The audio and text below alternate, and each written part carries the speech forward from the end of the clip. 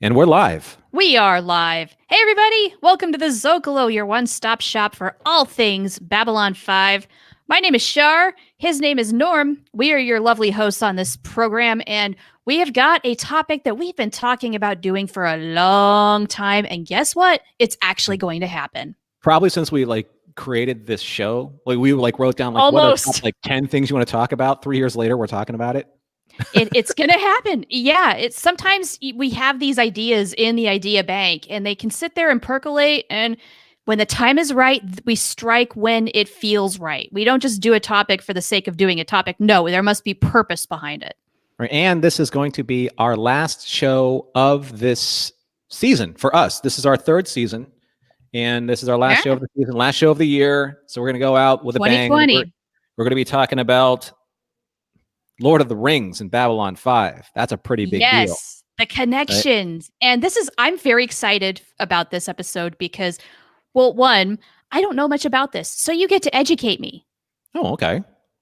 And I hope everyone in the chat educates both of us too. That would be amazing. And we've got fantastic viewers who have already shown up. So I mean, yeah, there's going to be no shortage of comments that, of course, we're going to reflect on. And so this is going to be a really solid hour. Hi, BC. I see you there. Good to see you. Good to have you.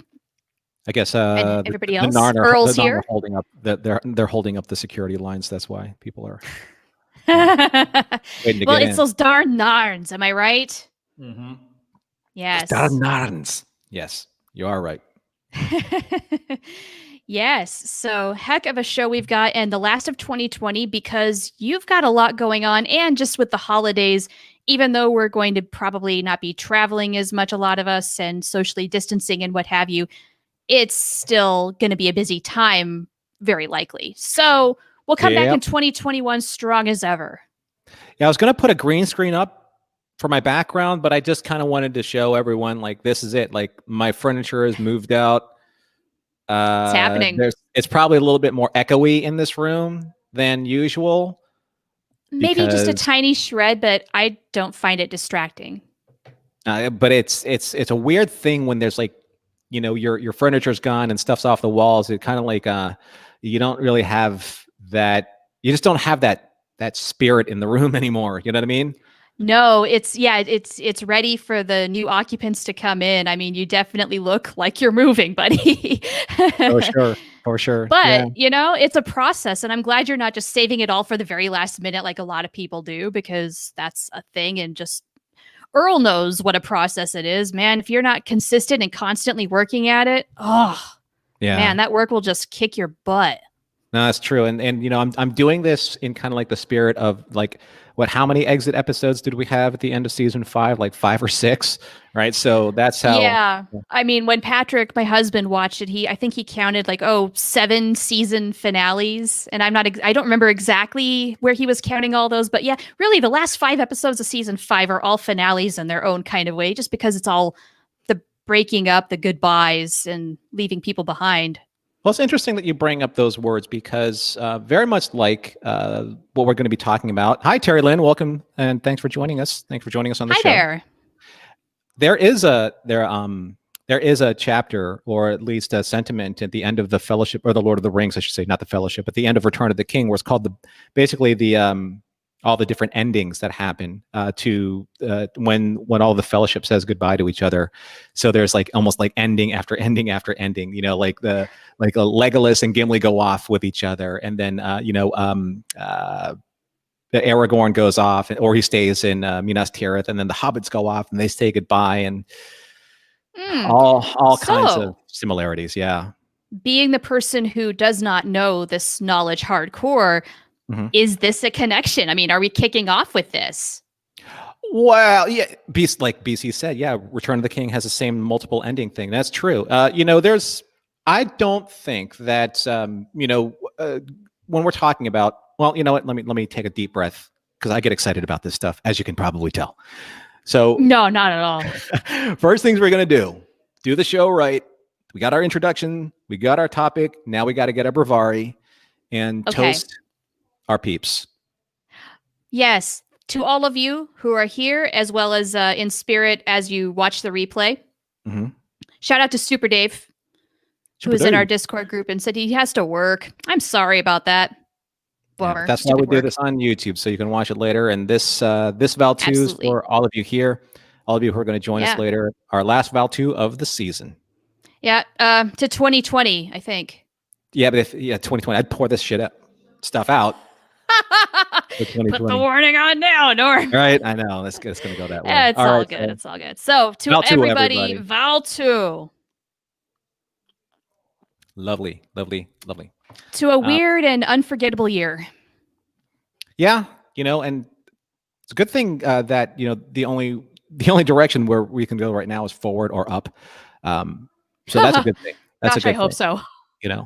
But let's get back into Lord of the references here, because it's one of the, I wouldn't say it's a critique, but something that a lot of fans took notice of during the course of every season and eventually after rewatch is that there are a lot of references to not just Lord of the Rings, but to Tolkien's work in total. And that would be, at least for the fans, the references I'm going to be talking about, or we're going to be talking about, are going to be the Lord of the Rings trilogy, somewhat The Hobbit, but just the novel, not the movies. We don't talk about the movies per se. Fair enough. Because there was only supposed to be like one story with the Hobbits, short story. But also the Silmarillion. The Silmarillion has a huge impact. The Silmarillion is kind of like the Bible of Middle Earth. If you took like the first 5 books of the Bible, say like Genesis, Exodus, Leviticus. Genesis. Leviticus and Deuteronomy, those are kind of like that's like the Silmarillion, and it tells you what you need to know about the history of Middle Earth. And then to some degree, some of the other stories, and one in particular, the story of Beren and Luthien, which is the love story of the ages, like a romance that can never die, much like and we see that a lot in Sheridan and Delenn. That's exactly where I thought this was going. Yeah. So romance for the ages. Either Lord of the Rings is referenced very specifically, just in terms of its phonetical references, which we'll talk about, or in terms of its broader scopes, because some of the big picture stuff, the big broad stroke stuff, that is very prevalent in Babylon 5, especially when it comes to Tolkien's war between good and evil. And we'll talk about that a little bit more too. Yeah, and that's not a criticism, by the way. No. Because really, all of the greats pull from a lot of the same bigger themes, like good versus evil. It's just how it's packaged. There's only so many original story ideas out there. Yeah. Even like if you, when you read the Silmarillion, and I highly suggest that you do, the very first thing that happens in the Silmarillion is almost the very first thing that happens in the Judeo-Christian Genesis story, which is there is this discord that happens that breaks apart this ultimate this purity of a song or purity of light, and it creates this conflict between good and evil, right? So so much like the angels, you had the angels that were one with the choir of heaven, and then all of a sudden you have this discordant voice in the archangel.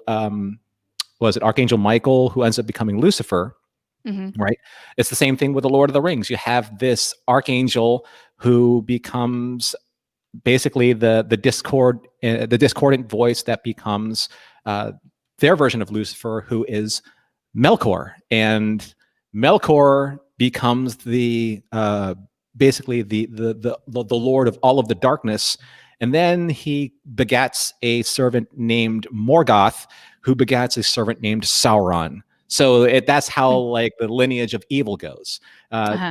So you're like in the Lord of the Rings, you have the first ones, right? You have the first ones that were born of Lórien, and we'll go to Lórien and Lothlórien in a second. But you have the first ones, much like the Valar and the Maiar of the Middle Earth history, and then you have the basically the second level of first ones, which are the Vorlons and the Shadows, and then after that you have all of the lesser races that vie for power based on the influence of the Vorlons or the Shadows.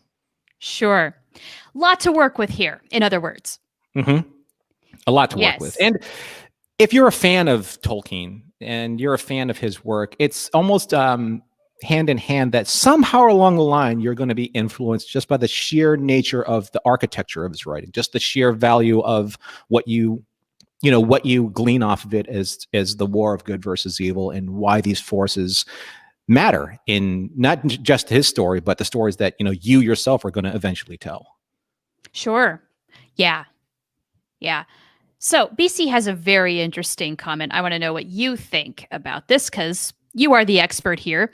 At what juncture should we point out that JMS got a little bit annoyed at fans who thought that B5 was Lord of the Rings with the serial number filed off because of the little references to Tolkien? Like, did he take that much to where it was just like, okay, Joe?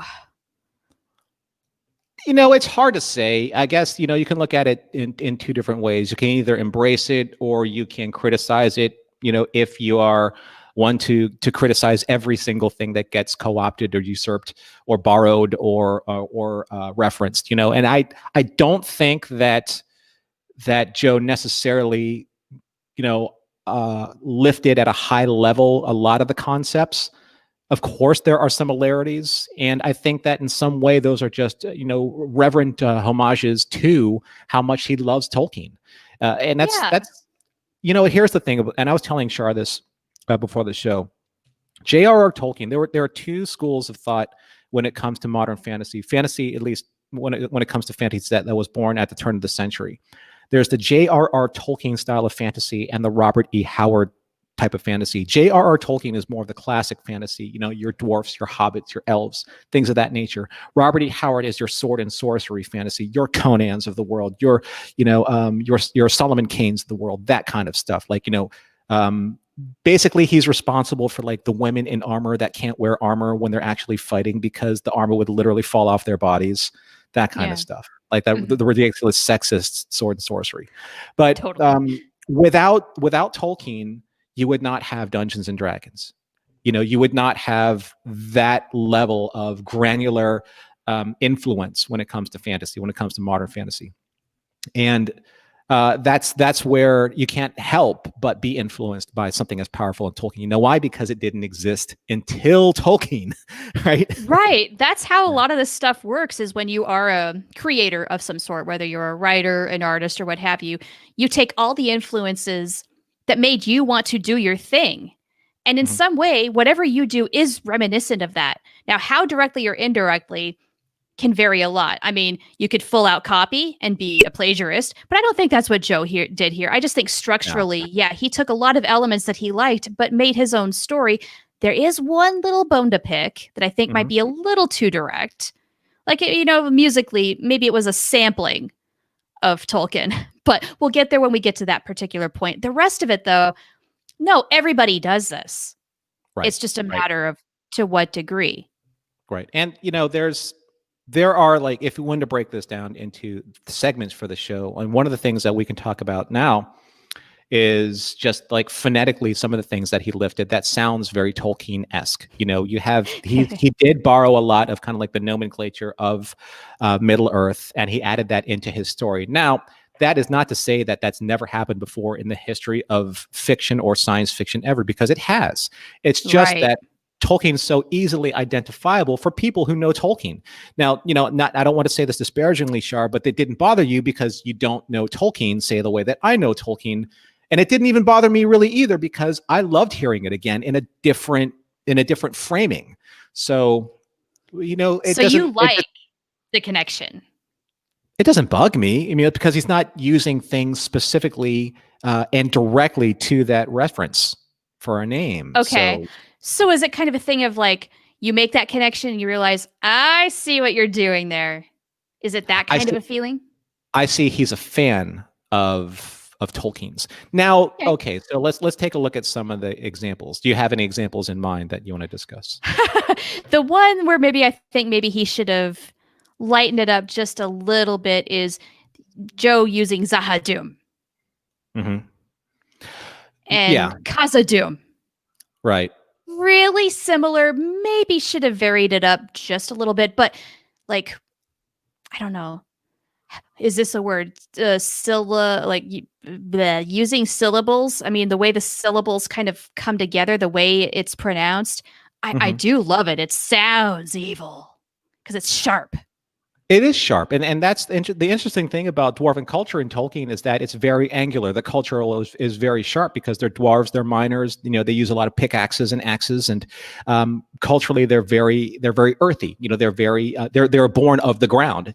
So their progenitor was basically they just kind of spurted up like mushrooms. And here's a small trivia point, and here's a bone to pick, is that during the course of the events of how Middle Earth was supposed to unfold, the dwarves actually were born first, but went out of the plan of the universe. So they went back into the ground so the elves could come out first. But technically, the dwarves were born first.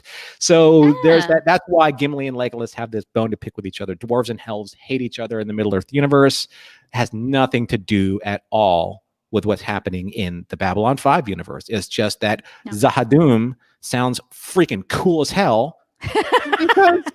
Because it's a very sharp sounding word. Sure. Yeah.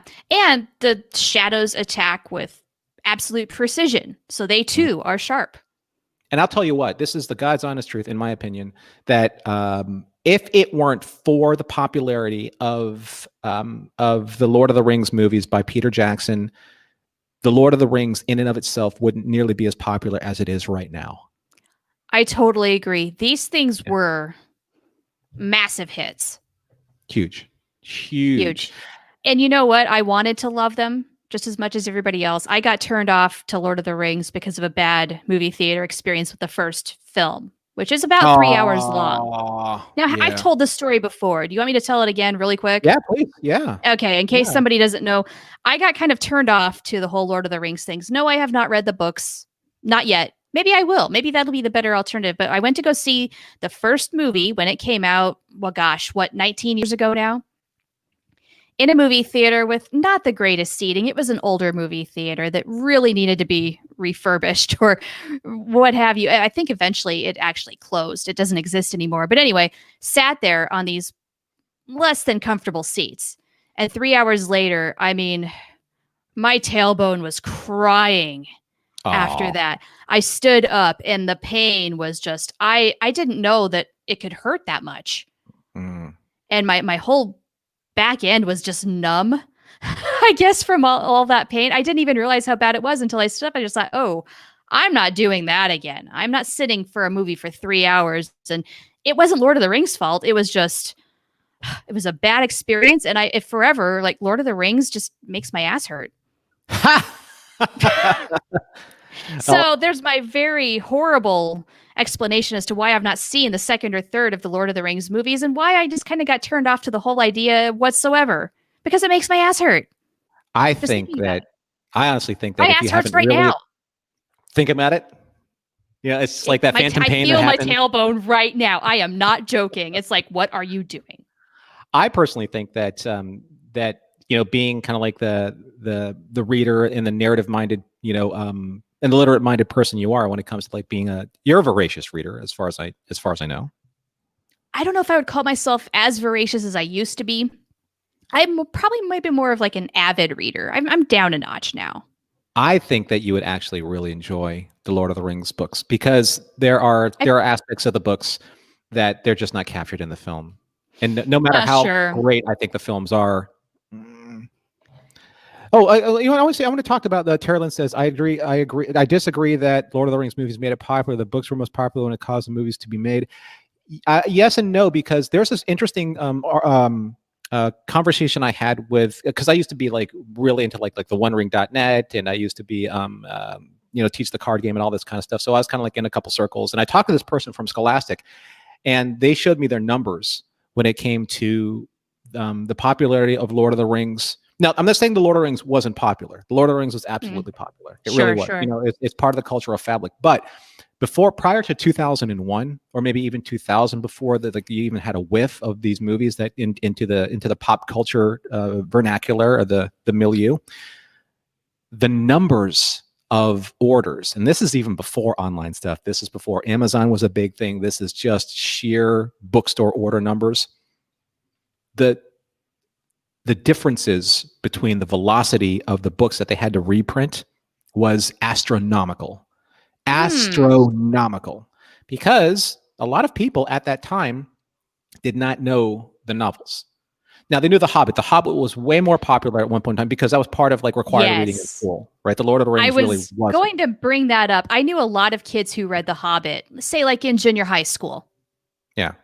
Yeah. And most of the time, The Hobbit was kind of like the gateway book to get into the Lord of the Rings. But the Lord of the Rings, I mean, at that point in time, there was the one version that Peter Jackson always shows, and he marks it up. It's like this big one volume bound version, which is fantastic. I think it's like it was an anniversary version. And after that, every single possible permutation of the Lord of the Rings was redone. And it's just because they're like, well, you know what? We got a lot more fans. We got a lot more people that want to get into the history of it. We got a lot more people that have never, ever experienced reading the books since. And that all happened like right after the first movie in 2001, The Fellowship of the Ring. Yeah. So, but that's beside the point. I wonder if Harry Potter mania had kind of like a crossover effect as well, just because that deals with magic, and it's not so much fantasy in the way that Lord of the Rings is. But if you like one, maybe you'll get into another just because of proximity, and both were reaching heights, both in the cinematic universe as well as in the book format in that time. Well, I mean, the Lord of the Rings has always been kind of high fantasy. That's what we call high fantasy, Yeah. And I mean, the thing is with Harry Potter is that Harry Potter was the perfect timing of pretty much anything to come along, because it had to fill the power vacuum that the Lord of the Rings movies left behind. And there was another book that came out. I can't remember the name of he was a young writer around 17 or 18 when it came out. And that was the book called Aragorn. It's about a dragon. And Christopher Leone, I think his name is. But anyway, so that was supposed to actually be the heir apparent of what happened after the Lord of the Rings, following the Lord of the Rings wake. But Harry Potter got in there first. And then small show called, or small book series called Game of Thrones came in after that. So indeed. Yeah. But going back to the Lord of the Rings in Babylon 5, if you are a fan, like, and Joe's obviously a fan, it's you don't just lift references, out of your subconscious because you're not a fan. He obviously is. And obviously, right. In a lot of his writing, it obviously influences, the way that he perceives the war between, light and darkness, or the war between light and shadow. And, when you bring things up like the shadows in particular, those can be very heavily compared to what happens in Lord of the Rings, specifically with the Nazgul, and the ultimate power of the One Ring, the Lord of the Ring, and that is Sauron. Thank you, BC Christopher Paglioni. Thank you. Yeah. So that's, I mean, that's, and then let's go back to kind of like another reference that you had, like phonetically, because I know that there are a lot, and I know that you had a couple more that you wanted to talk about. That was the big one, but let's get into the others. Let's keep it moving. Okay, so we were talking offline, and you said save it for the show, and I said, don't worry, I have instant recall on this stuff. So one of the things I wanted to really talk about was that Joe really kind of he used the big broad strokes of Tolkien's work in Babylon 5. And when we're talking about big broad strokes, we're talking about, obviously, again, the war between good and evil, light and shadow, and the shadows themselves are a huge manifestation of maybe something subconsciously working on him when it comes to Babylon 5 and Lord of the Rings. The shadows, say, for example, in The Hobbit, the necromancer, which was Sauron trying to kind of become more of a physical body embodiment of his former self, he was always working in the shadows. The shadows were always kind of like this overlooming, overarching narrative that you always had to worry about. The shadows were always like creeping forward. They were waiting to manifest their power until the time was right. Just like Morden coming in, in season 1. And then as the advocate of the shadows, or some may reference him as the mouth of Sauron, the ambassador, if you will, that comes in with a smile on his face, with he was slick looking. Ed Wasser was super slick looking, right? With a smile on his face all the time. Right. He was basically going to kill you with kindness. And he wanted to know, he was the Shadow's probe and saying, okay, who do I talk to influence the most? Who is going to be my advocate in this realm of lesser powers that is going to be most malleable and manipulated? I mean, and when you're waiting 1,000 years to make a move again, you'd better make sure your uprising is with the quote unquote right people, right? Right.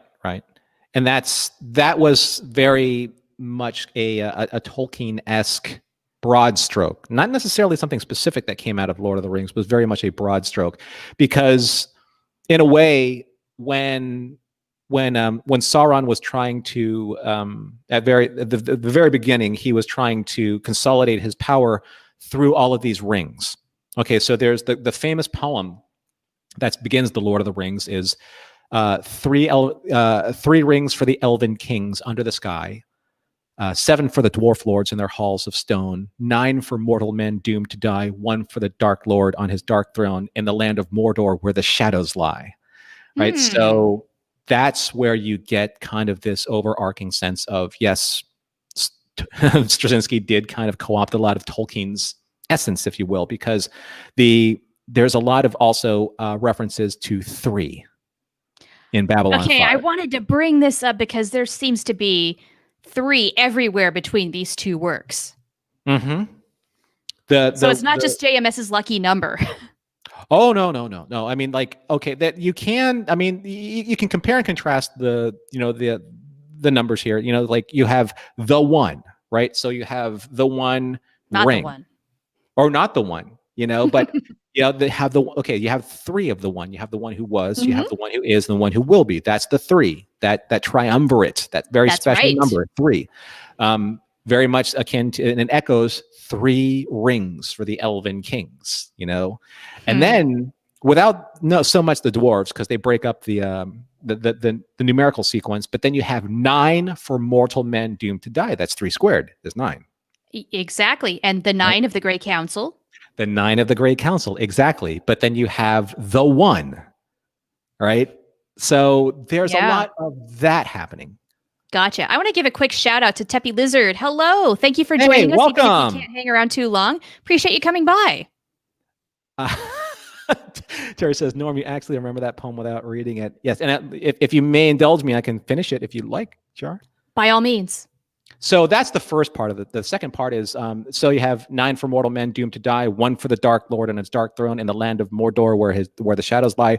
Then this is where it goes: 1 ring to rule them all, 1 ring to find them, 1 ring to bring them all, and in the darkness bind them in the land of Mordor where the shadows lie. Yeah. Nice. So yeah, and then I could do it in black speech if you want, like Ashna Gimbatul. No, I won't go into that. So, but like I said, those are huge. Like I said, big, broad stroke, brush stroke aspects of Lord of the Rings that he is co-opting. He's lifting a little bit, but repurposing, right? Yes. Yeah. It's not like the parallels are so direct that he's just blatantly ripping it off. You know what I mean? Exactly. There's a difference. Exactly. And that's kind of like where, say, okay, let's take a look at like Lorien, right? The first one of first ones. Lorien is a name. Lothlorien in The Lord of the Rings is a land where the woodland elves come from. This is Lothlorien is where 2 of one of the most powerful wielders of one of the most ancient rings, and that would be Galadriel of Lothlorien, and her bow Celeborn. They are very powerful ancient elven beings. Of course, like, why not, right? Why not just co-op them? You know why? Because it sounds cool. Right? It sounds cool. Why screw up a good thing? Right. I mean, sometimes things just sound cool, right? Are you telling me that like the 2 words like Han and Solo are just names? No, because it sounds cool, right? He sounds like a rebel guy. Come on. Yeah, the aluminum falcon, much cooler sounding than the Millennium Falcon. So Earl has an epiphany that I'd love to share because I think this is a great idea. We lock Morden and Wayoon in a room together. Oh my God, yeah. Oh, can you imagine the sparks flying? Wow. What do you think? I think Wayoon would win that battle of wits, to be honest with you. Maybe, but you never know what Mr. Morden has up his sleeve. Wouldn't it be cool if, say, if Jeffrey Combs was cast as Morden instead of Harriman Gray? Seeing him come back as Morden was like, wow. perverted. You know, like, Oh, that would be interesting. yeah. Yes. Oh my gosh. So when it comes to again going back to Lord of the Rings and Joe, being criticized for co-opting that, sure, absolutely, you can't like say that he didn't, but it's not that he was co-opting it just to straight out lift it. He was co-opting it because it influenced him in obviously a significant way. One of the biggest ways, and I wanted to get into this, is so one of the greatest, if not the greatest, modern romantic narratives of all time is Sheridan and Delenn. Yes. It Fantastic brings story. It brings us to tears every single time that we see what happens to them in Sleeping in Light. We know that's going to happen. But at the same time, though, that stems from, I think, at least subconsciously, if not actually, that stems from basically one of the greatest love stories in fantasy history ever told, and that's the story of Beren and Luthien. That's a human and an elven queen or an elven princess. So, interesting. Right? Yeah, I see some connections here. Sure. Right. So Beren and Luthien, these two characters were created to represent J.R.R. Tolkien and Ruth Tolkien, their love that would last eternally.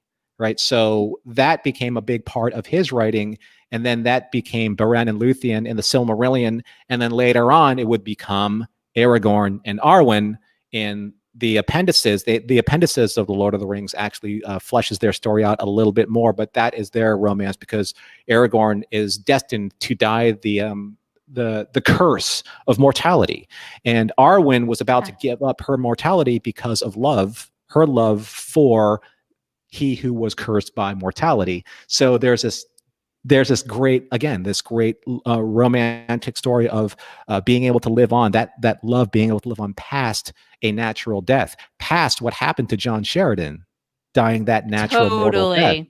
Right? Walking into the light, baby. And that, I'm sorry, Char, I keep talking. I don't give you a chance to speak about this stuff, but dude.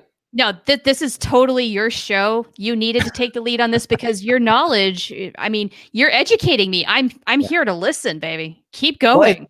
Well, it's funny because like you bring up the what happened to John Sheridan at the end when he when the great darkness comes, return to the end of the beginning. That was the Battle of Coriolanus 6, where the fall of the Shadow War happened.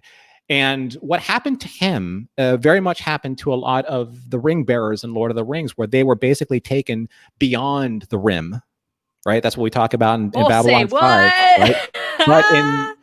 But in Lord of the Rings, they are taken to the Great Havens, which is only reserved for those who were worthy to leave the shores of Middle Earth and then go off into a land which was reserved for the elves or those who possessed the quality to wield the one ring. So in Lord of the Rings, there were only a handful of beings that were able to possess the one ring that went on to beyond the shores of Middle Earth into the Great Havens or beyond the rim of the known world.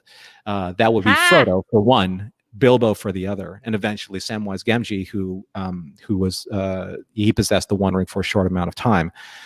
So that's what happened to John Sheridan, right? John Sheridan was the one. That's right. Right.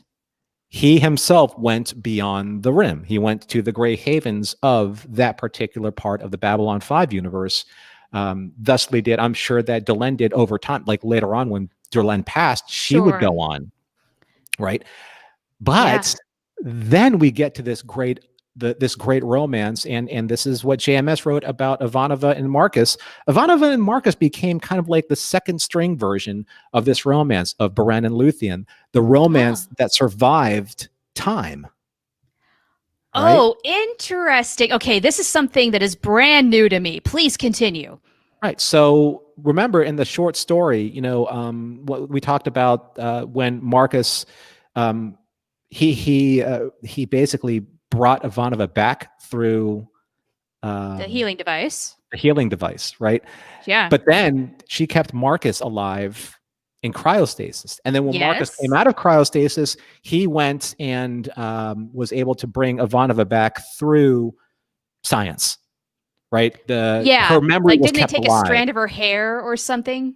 And then Yeah, the majority of her synaptic patterns were kept alive up to a point that's what it was. where it was prior to her death. They reconstructed her prior to her death, so she had no knowledge of what happened, and then they were able to live out a normal life somewhere where nobody knew about them, where nobody could find them, right? Yeah. So that in and of itself is very much kind of like this immortal love that started all the way back with when Tolkien created the love between Beren and Luthien, the love that withstood mortality, withstood the test of time. And again, like you said, now we've said this about Beren and Luthien, we said this about Aragorn and Arwen, Sheridan and Delenn, and now Marcus and Ivanova. That's a huge romantic nature of a narrative that I think is very significant for Straczynski to write from what he was influenced by. Not just, like I said, in The Lord of the Rings, but but the Beren and Luthien story comes all the way from the Silmarillion, which is kind of like the history of Middle Earth. I think this might also harken just a little bit to JMS's hopeless romantic nature. I have a feeling he absolutely believes in everlasting love, and this is sort of an outgrowth of that. He's idealized that through these stories. He says some today would say that makes Marcus the ultimate stalker. Well, that's just a romantic enough, right? It's very much up to interpretation. Now, we did a whole episode about the short story JMS wrote where Marcus does wake up from cryostasis and revives Ivanova, and the numerous ethical conflicts that come about from this whole situation. Right. So, yeah, we did talk about that. There are things about it that are completely shady. Absolutely. Can't disagree. Yeah. But is it romantic if it works? Well, you could say that too. We weren't really on. I mean, if we go all the way back to that in our YouTube and watch that again, I think that you and I were still of the opinion of it's a little kind of creepy. Yeah, I'm still of the opinion that it's kind of icky. Yeah, it was a little creepy. Yeah, I don't know if I completely like how that all turned out, but that's the way it went. And if they're happy, I'm happy. That's all I really care about. One big thing that I really wanted to get into, Char, when it came to PC. Sorry, not to interrupt, but every breath you take. Yeah. How many people don't know the real context of that song by The Police? I mean, we really need to educate folks to interpret lyrics properly. I'll be watching you. Yeah. Guys, it's a stalker song. Ugh. Anybody sings you that song? Run away. So don't stand so close to me. That's a creeper song. That's definitely a creep. You should play that when there's a creeper. Right. Yeah. Don't. It's social distancing. Damn it! It's still in effect. Get away. So, one of the big things that I really like, one of the big broad strokes. Yeah. May not even be that big of a broad stroke, but one of the big broad strokes that JMS I think could be criticized for pretty heavily when it comes to the correlation between what it is in Babylon 5 and what it is in the Tolkien universe are the Rangers. Okay. That's a big deal. So the Rangers in Middle Earth, they were created. Stop me if you've heard this one before, but the Rangers of Middle Earth were created at the end of the Second Age when Sauron was defeated. They were a coalition of high elves and men that were created to basically observe from the shadows, not necessarily interfere, but report on the movements of the shadows' return and when that happens. And sounds familiar. I know, right? And the reasons why they were given to not just the high elves, because the high elves had the lifespan, the longevity to be able to report in 1,000 years later, but also they were given to a group not just of any special men, but men they were from, and this goes back into the Silmarillion, they were of the blood of Numenor, and the Numenorian men were gifted with longer life. Aragorn is one of those men, like Minbari. And Aragorn not 1,000 years, but longer life, right? So Aragorn was one of those men. He was of Numenor, and he was part of a group of men called the Dunedain, and they, along with the elves, were in charge of ranging the land to report upon the movements of the Shadow's return. Stop me again if you've heard this one before. I believe that was season 2. The Rangers, right? Right? Yeah. And where they're very quiet. They just start showing up in the background. We start learning a little more, and then leading up eventually to Marcus in season 3, where it's a legit thing. And the interesting thing about the Rangers is that I wouldn't say that he was technically the leader of the Rangers, but the most significant Ranger in this narrative was Aragorn, who ended up becoming very much like the John Sheridan figure. He was the reluctant king figure. He was reluctant hero. The reluctant hero. He did not want the mantle of heroism placed on him. It's just what he did was what a hero would do in order to save his people from the threat of darkness. Ends up falling on his shoulders. Okay, right. See the parallel? Yes. But that's not necessarily a Tolkien-esque thing. That is just kind of like an epic storytelling thing, right? It really is, yes. Yeah. But that's where I think that, say, Tolkien was probably at his most critiqued is when they brought in like the Rangers from Tolkien into Babylon 5, because they technically did the exact same thing. They really did. This was probably the most obvious parallel, right? Yeah. They're called the Rangers in both instances. Exactly. And, somebody like a Marcus, who was a Ranger, very much looked like an Aragorn-esque type of character, even before, Viggo Mortensen became, Aragorn after Stuart, what was his name? Townsend left the role. But he was that character that was just very Arthurian in his look. He even himself, like, he was very British. When Michael York's character came in as King Arthur, he kind of played up that part, right? Sure. Yeah. Again, like, more things, not just Lord of the Rings, a lot of influences going into Babylon 5, directly or indirectly. The Arthurian legend. We're blatantly getting King Arthur in Babylon 5.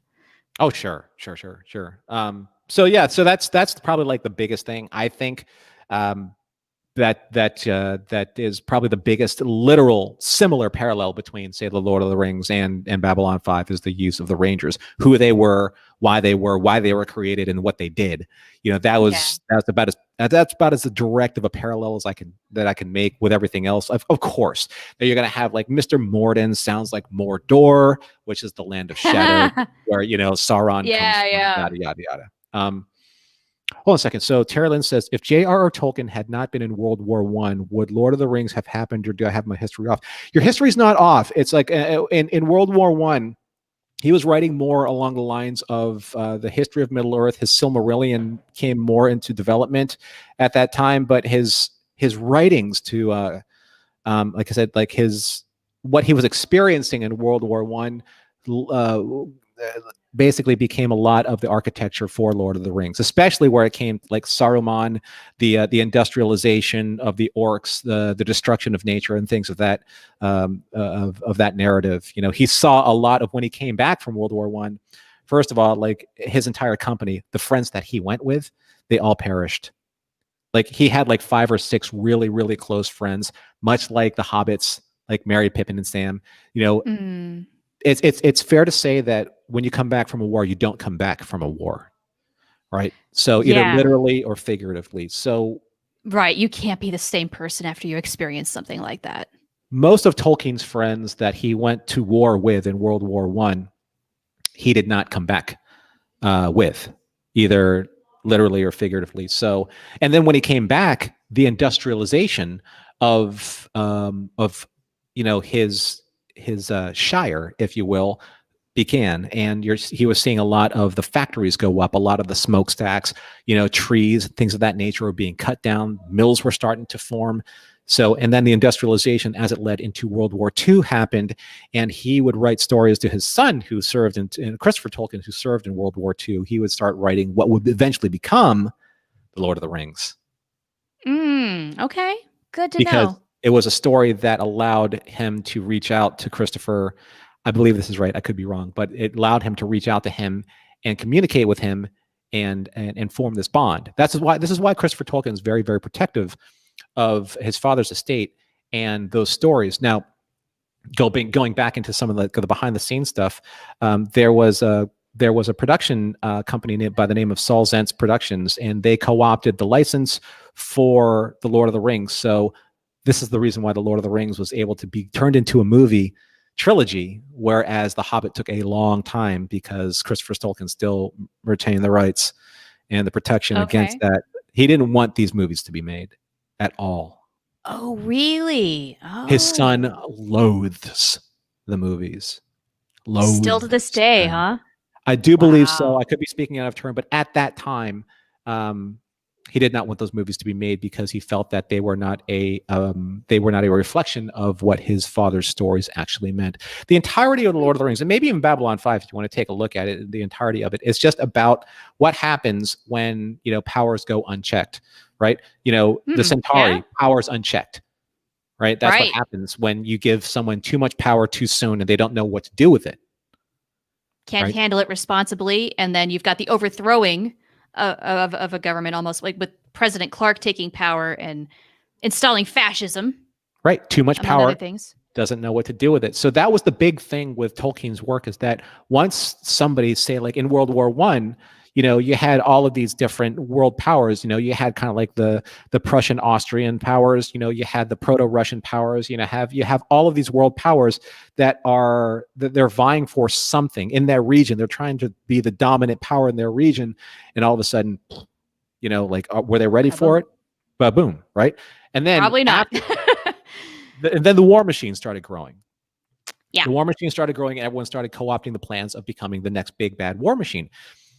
That's what happened to Tolkien's life, so he wanted really to reflect that, when he went to, when he became, professor at Oxford, he became a professor of linguistics. He kind of like teamed up with, his, God, could you imagine just being able to sit in his group of, I can't remember the name, if they had a special name for it, but it was him and C.S. Lewis and a bunch of his other friends. Like they were all kind of like, they were all like swapping stories and stuff like that. They were all reading each other's works before these works actually became, fully finished. Like Tolkien was giving him notes on Narnia, back and forth. Wow, what a time! Like even to be a fly on that wall, the things that you would hear, amazing. I mean, you would basically be in the midst of living legends of that time, maybe not even fully aware of that. Exactly.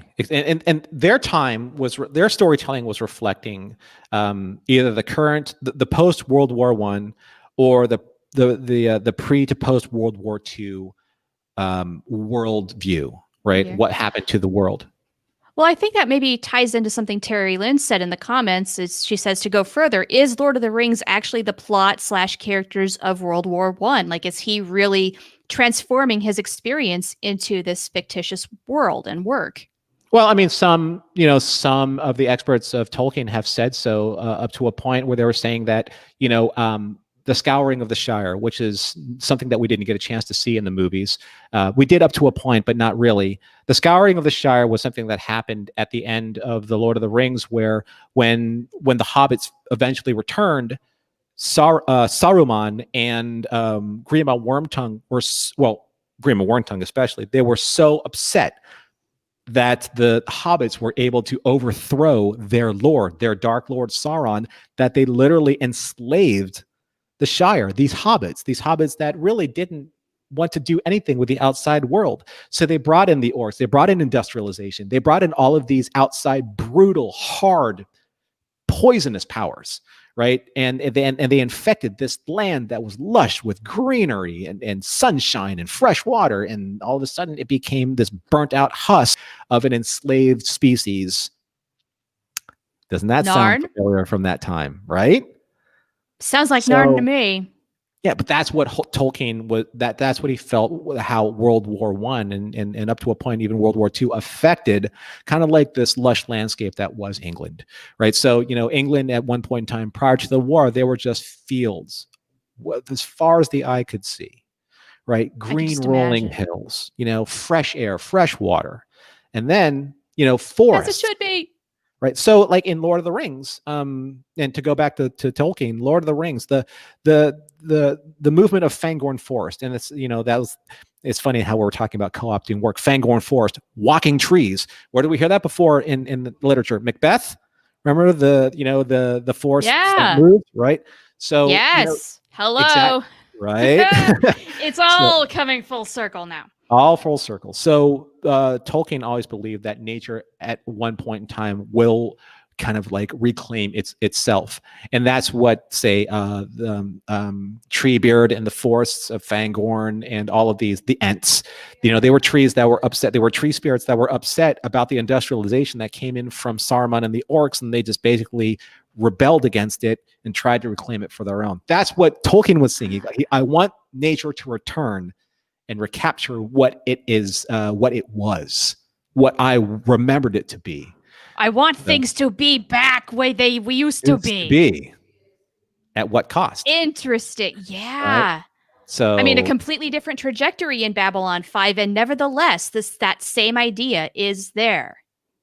There was a return to, I wouldn't say greatness, but there was a return to something that was greater, a better time. Right, a more gilded age, something that was before things became corrupted, and that's where a lot of Tolkien's writing comes from. Is that there was an age like before the Rings of Power were created, during the course of the Silmarillion, there was this kind of like this illuminated age. There was what they call the two trees of Valinor. These two trees that illuminated all of Middle Earth. Right, because there was these powers of darkness and these powers of light, and the powers of darkness, they were moving en masse, and then the elves of that time, they created these two jeweled trees, the two trees of Valinor that held the light of the world, and they kept the darkness away, and that was the age of when the elves needed to fight the fiercest in order to preserve this light. And what happened when they fought against the darkness and they basically disavowed everything they believed in, they suffered the curse of mortality. They suffered what it was to be mortal because they disavowed everything that they thought was that at one point in time was beyond reproach, and that was just the glory of nature itself and the beauty and the harmony of the universe. That's kind of like, they wanted to preserve that former glory. At what cost, right? Yeah. Wow. And just that was beautiful. Thank you. I wish I could take credit for it, but your delivery. Like, I mean, wow. You're on a roll, Mister. I'm so glad we finally have done this. There are a lot of authors that I've read. Brian Sibley being one of them. He's probably one of the world's most foremost Tolkien-esque historians. I've read a lot of Tolkien history over the course of like the last 20 years. But that's why I love Babylon 5 again so much, is because what it is doing as a narrative is that it is telling us very simple story. It's a story of good, like light versus darkness, but what is at stake if you become dark to preserve that light? Yeah. Right? You have to make that sacrifice sometimes, right? And John Sheridan did that. He had to go into the very pit of darkness itself. He had to go into the heart of Zócalo, right? And sacrifice everything in order to preserve what he believed was the struggle, the right fight, right? Yeah, I mean, you jump into a hole and you nuke the place. For most people, there's no going back from that. I had to catch myself. And every character, a lot of characters in the Lord of the Rings, and they all had to kind of like find this part of themselves that hit a certain darkness, that hit a rock bottom, right?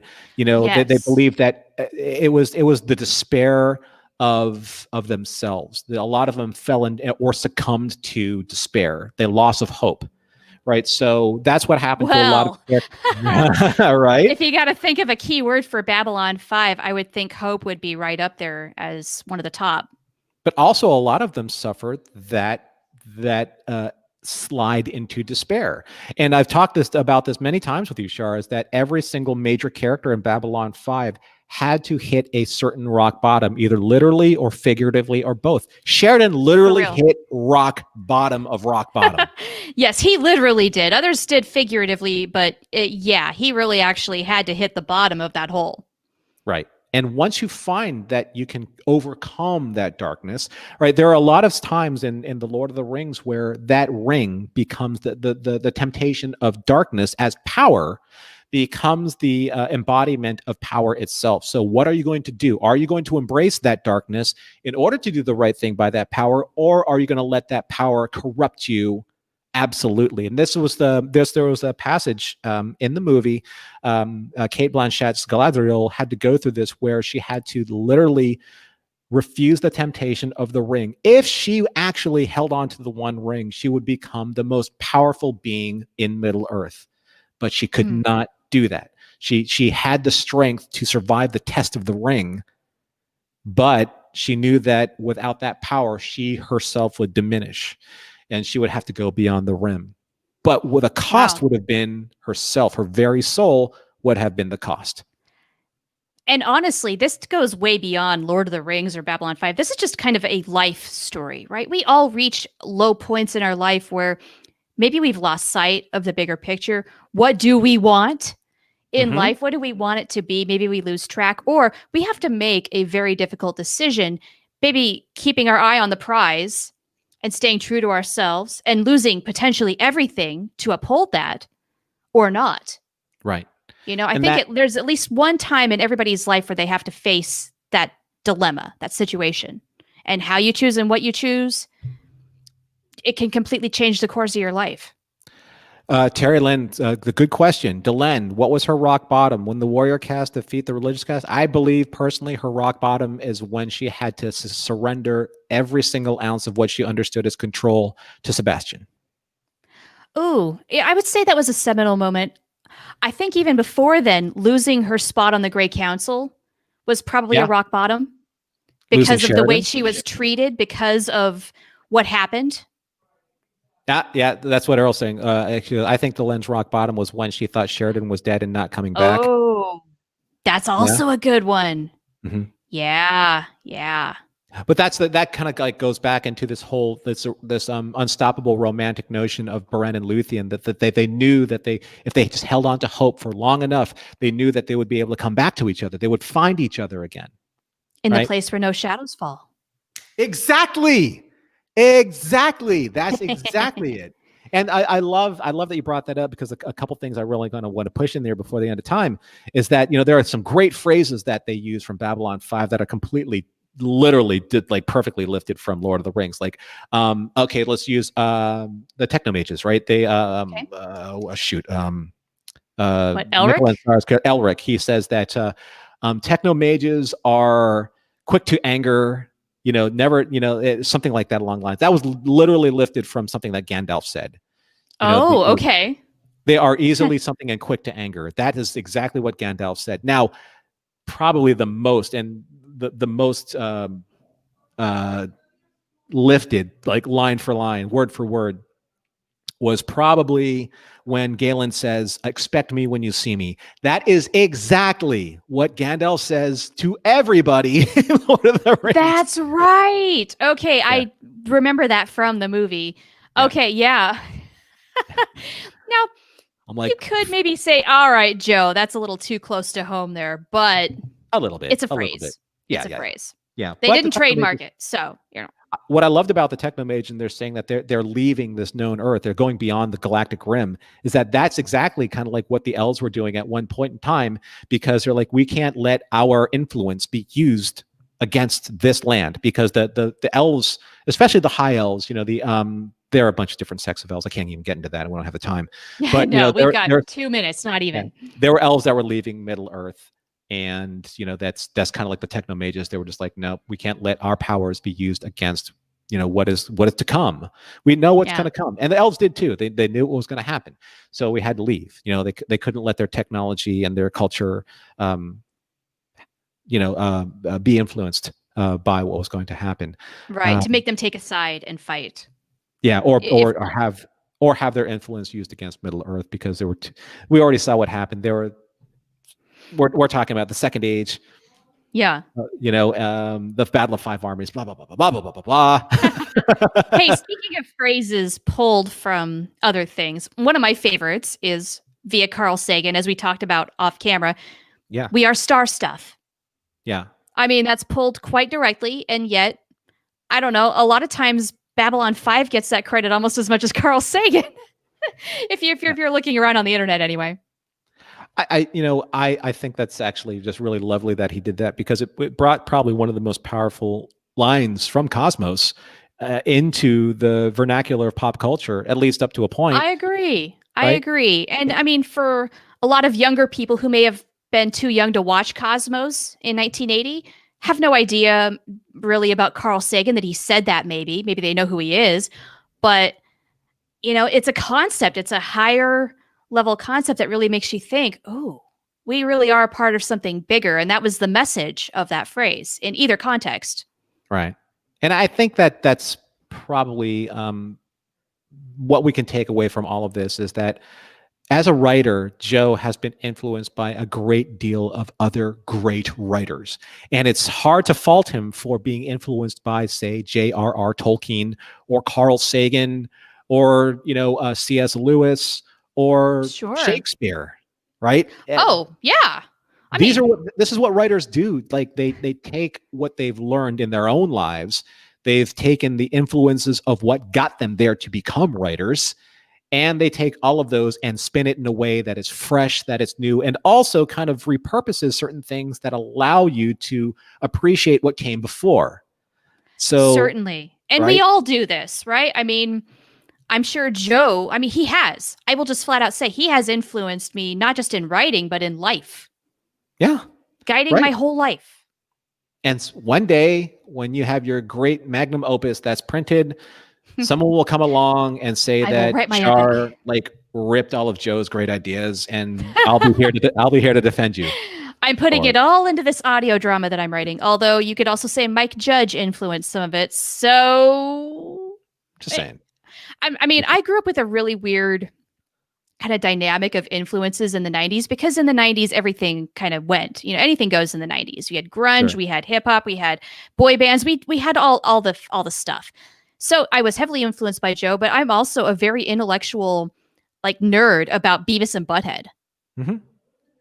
Which sounds stupid at first. I think it sounds awesome. It's great because, okay, when Beavis and Butthead hit its stride, when they started going for the more degenerative and destructive nature of those characters, and they just wrote stupid, they did it in such a clever way that it really is an interesting examination. And that's what really made the show tick. That's what made it so good. So if you hate Beavis and Butthead, ignore some of that earlier stuff, because it really was rocky. And I understand those complaints now after seeing the whole body of work. Mm-hmm. You go to the later stuff, and you have a completely different show that really is saying a lot with these stupid but funny characters. And it takes a lot of skill to write stupid in a clever way. And so once they mastered that, they had a really good thing going. I tell you what, seeing Mike Judge's stuff, and I think that he did Silicon Valley, right? He did that. Oh, he's done so much. He did Office Space. He did Idiocracy. Right. He did Silicon Valley. Yeah. And Beavis and Butthead is coming back on Comedy Central at some point. They're giving it a reboot, as well as a Darius spinoff centered around the character of Jody. Okay. Which, for my 90s heart, that just makes me so happy. I would love to see how they're regenerating these worlds. How are they going to be relevant in the 2020s? I'm smelling a new show coming up. Maybe. Yep. I've talked about it. I think that we could probably do this show. I'm sorry, Terry Lynn, that we can't make this longer. Feel free to contact me, Shar, if you want to talk about this more, but feel free to contact me if you want to talk more about how Lord of the Rings influenced Babylon 5, or just Lord of the Rings in general. It's been something that's been very dear to me for a long time. We can do even better than that. We can take it to Discord. And many folks who are tuning in already on the Discord. But if you are new and you would like a link to get in, it is invite only.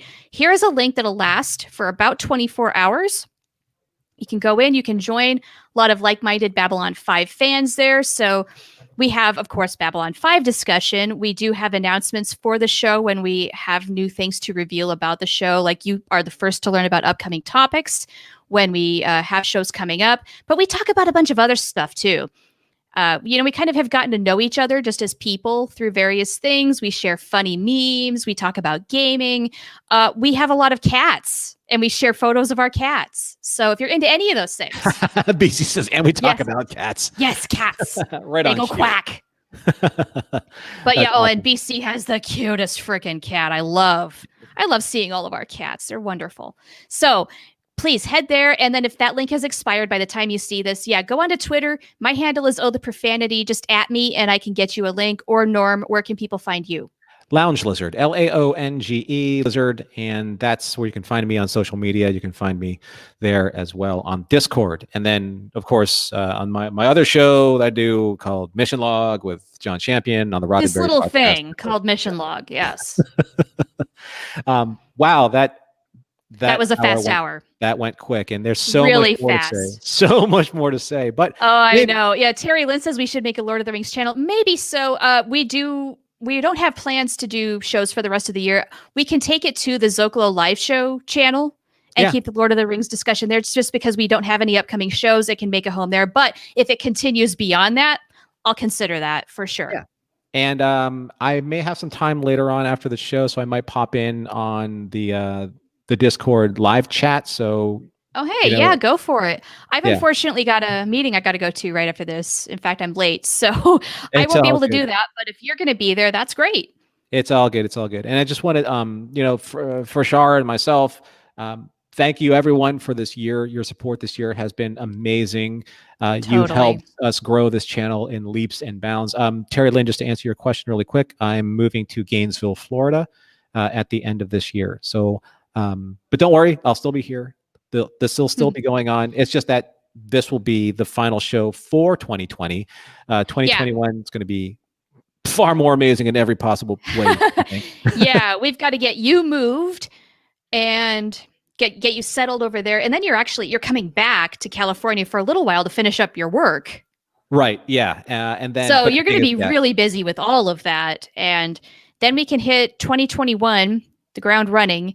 And with any luck, 2021, we're going to be starting from a low place. I mean, 2020 has been a wild year for all of us, no matter what has happened.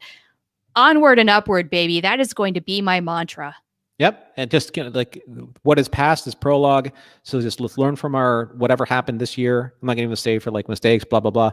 But it's just whatever happened this year is in the past. Whatever's going to go on in the future, let's learn from what we did and make it a better year. And keep going. No matter what happens to us in life, if you just keep doing that, that is the best act of resistance, resilience, whatever you want to call it, that you can possibly do. Just keep going in spite of it all. Absolutely. You just don't let the shadows win. That's all. Well, that's Don't let how the you shadows don't let the win. shadows win, is you keep freaking going. Get up. Doesn't matter. Just like Joe said in his autobiography. Mm-hmm. Absolutely. All right. Don't forget to meet for lunch before Norm leaves. Well, we'll see what we can do. We'll see what we can do. All right. Thanks, everybody. Yeah, so thank you all so much. We really have developed a cool community this last year in the Zócalo, in the show, but as well as on Discord. I didn't know if Discord was going to work. It turns out that's been our best avenue to keep the show growing and going, if I may use some words here. Yeah. Alliteration. So, with the Discord, keep up the positive spirits there. We'll stay in touch there over the course of the next few weeks as we get into the new year. And then we'll be back, and you will all know about it for sure on Discord and then on social media as well. But until then, everybody, please be safe, right? Enjoy your holiday season responsibly, right? We all want to hear you. We all want to see and hear you again. Don't get sick. You're too important to us, and you're too important to the world out there. So that's right. Until next time, be seeing you. Take care of yourselves. See you next year.